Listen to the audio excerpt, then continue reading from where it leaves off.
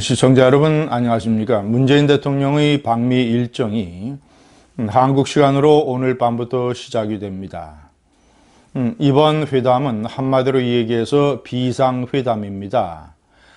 하노이 회담의 결렬이라고 하는 것은 미국의 입장이나 또는 이 한국의 이 핵 문제를 걱정을 하는 많은 국민들, 우파 세력의 입장에서 봤을 때는 다행스러운 진로 변경이 아닐 수 없습니다. 그러나 문재인 대통령의 내재적인 시각으로 보자면 이것은 문재인 대통령에게는 위기입니다. 그래서 이것을 어떻게든지 타개해 보려고 한미 정상회담을 서둘러서 하는 것 아니겠습니까? 그가 그토록 심혈을 기울여서 준비해온 상해 임시정부 수립 100주년 기념 행사, 오늘이 100주년 되는 날입니다. 이 행사도 참석하지 아니하고 미국으로 갈 정도로 이 회담은 문재인에게는 비상회담입니다. 그런데 회담의 형식이나 내용이 비상회담하고는 거리가 대단히 멉니다. 참으로 의아스러운 것은 트럼프와 문재인 단독 회담이 없다는 것입니다. 부부 동반 정상회담. 아니, 부부 동반으로 무슨 정상회담을 합니까? 더군다나 비핵화 문제.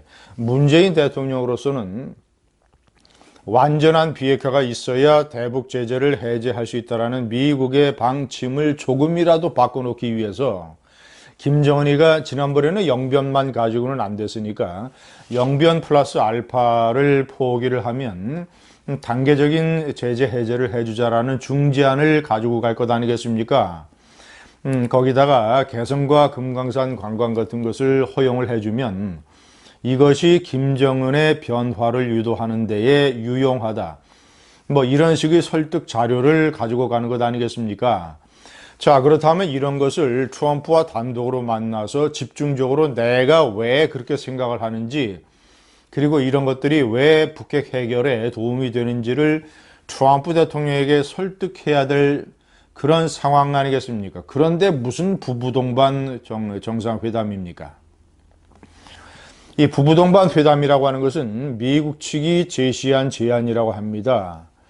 그렇다면 우리는 트럼프 대통령의 속내를 읽을 수가 있습니다.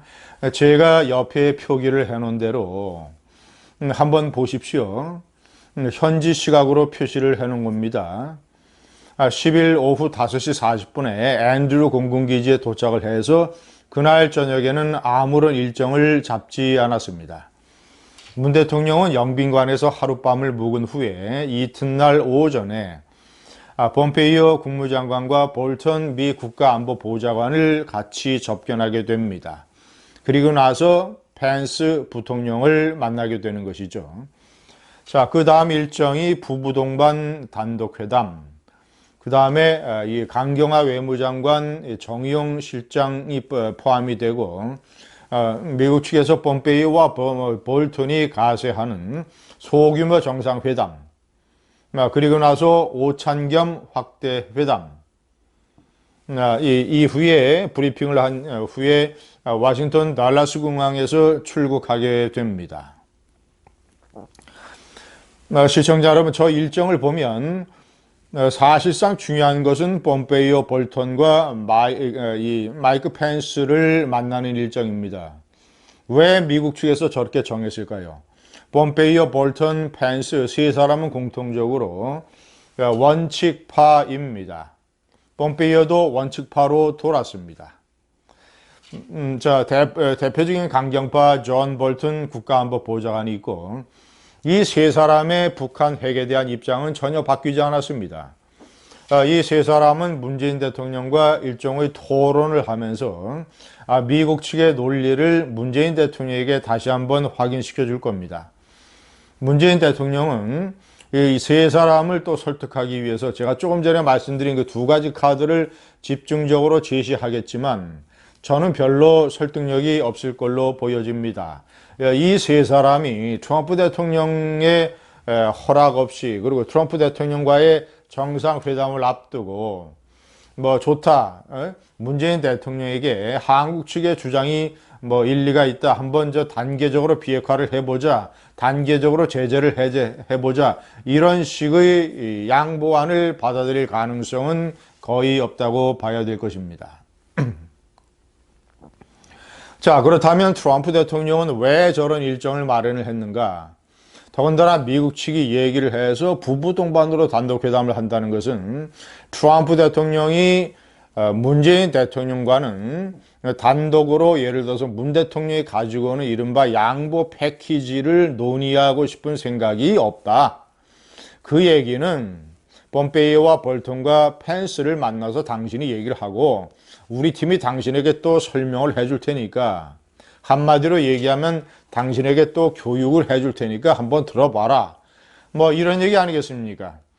그렇지 않고서야 하노이 회담 결렬 이후에 이 중요한 회담에서 부부 동반으로 단독 회담을 할 리가 없지 않습니까?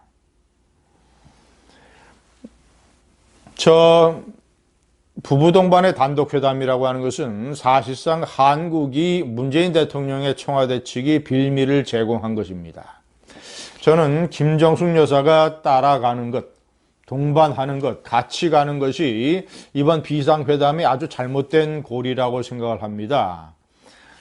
애초에 김정숙 여사가 동반을 하는 이런 일정이 없다면 미국 측에서, 트럼프 측에서 부부 동반 정상회담이라고 하는 일종의 회피책을 마련할 수가 없었을 것입니다. 그런 빌미를 제공하지 못했을 것입니다.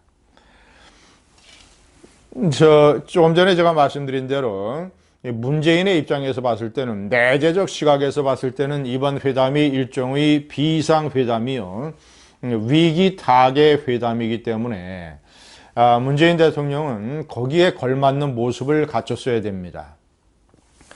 상당한 결연한 의지를 보여주고 본인이 이 회담을 얼마나 중시하느냐, 본인의 와싱턴 설득 작전이 얼마나 자신에게 절박한 것인가를 보여주는 여러 가지 제스처를 취했어야 됩니다. 그 중에 하나가 대표적으로 부인을 대동하지 않는 것입니다. 왜냐? 이것은 각종 의전이라든가 무슨 일정, 공식 행사 이런 것이 있는 회담이나 방미 일정이 아니기 때문입니다. 말 그대로 초실무회담, 말 그대로 초비상회담이기 때문에 문 대통령이 부인을 동반하지 않음으로써 미국 측에 그런 결연한 의지를 보여줄 수 있는 것이고, 한국 국민에게도, 자신의 국민에게도 이것이 웬만큼 중요한 회담인지를 국민들에게 설득하고 보여주는 이미지로서 부인을 동반하지 말았어야 됩니다. 김정숙 여사도 뭔가 정치적인 센스가 있거나 돌아가는 상황을 파악을 하는 여성이라면, 영부인이라면 이번에는 제가 따라가지 않겠습니다. 너무나 중요한 회담이기 때문에 트럼프 대통령과 충분한 시간을 가지고 회담을 하십시오라고 남편한테 얘기를 해야 되는 것 아닙니까? 그 회담이 무슨 회담이라고, 어떤 회담이라고, 비상회담이요 위기 타개 회담인데 대통령 영부인이 무슨 와싱턴 나들이 하러 가는 것도 아니고 워싱턴에 만개한 벚꽃 구경 가는 겁니까? 그것도 아니지 않습니까? 청와대는 김정숙 여사가 멜라니아 이 여사와 단독으로 오찬을 갖기로 했으며 이것이 30년 만에 처음 있는 한미 영부인 오찬이다라고 요란하게 또 홍보를 하고 있습니다. 그러나 지금 그게 무슨 의미입니까? 30년 만에 처음이라는 거 하는 것은 노태우 대통령의 방미 때 김옥숙 여사가 바바라 부시 여사와 오찬을 한 이래로 30년 만이라는 설명입니다. 지금 그것이 무슨 의미가 있습니까? 영부인들 사이의 관계라고 하는 것은 대통령들 사이의 관계가 좋으면 자연스럽게 따라오는 것인데, 더군다나 멜라니아 여사는 사교적이지 않기로 유명한 여성인데 그 여성과 단독 오찬하는 게 무슨 정치적인 의미가, 외교적인 의미가 있겠습니까? 차라리 따라가지 아니하고 결연한 모습을 보이고 이것이 얼마나 중요한 일이다. 아니, 대기업 회장도 평상시에는 부인을 동반해서 여행을 하다가 회사가 위기에 빠져서 회사의 가장 중요한 외국인 투자자를 만나러 가는 행사, 만나러 가는 그런 회담의 일정에 부인을 동반하겠습니까? 제대로 된 정신이 박힌 대기업 CEO라면 그때는 부인을 대동하지 않겠죠. 시청자 여러분, 한반도에는 한반도의 역사를 혼란스럽게 만드는 3명의 김정숙이 있습니다.